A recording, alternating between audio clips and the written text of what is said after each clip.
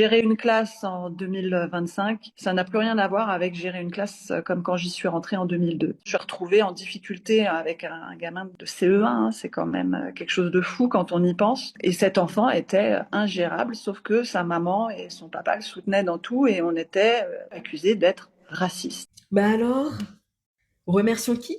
Remercions la tolérance? Remercions la banalisation de la violence? Remercions le manque d'incivilité?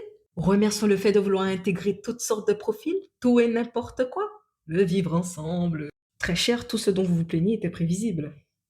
Lorsque vous me dites que vous avez des gosses qui se plaignent par rapport au fait qu'ils n'arrivent pas à suivre parce qu'il y en a à côté qui bavardent et qu'on dise à ces gosses, ben, c'est rien, c'est que vous êtes trop sensible. Ou encore le fameux harcèlement qui est complètement de la mise à mort et que les établissements ne font rien. J'ai même envie de dire que vous avez des profs qui contribuent à l'harcèlement lorsque ce n'est pas eux qui le déclenchent. Ben alors, aujourd'hui on se plaint comme si c'était pas prévisible. C'est étonnant ça. Blague à part, je soutiens les profs qui se battent contre l'incivilité ainsi que cette hyper-tolérance qui n'a pas sa place.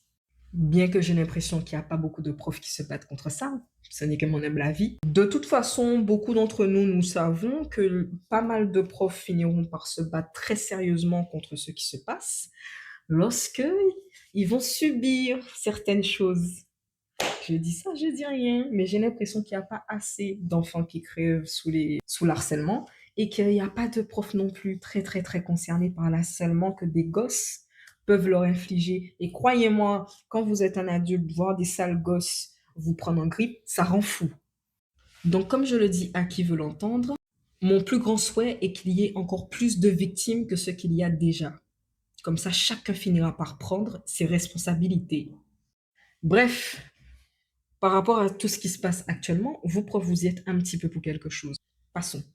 Je vous souhaite bon courage et je souhaite bon courage aux étudiants ou aux élèves civilisés et ceux qui sont vulnérables.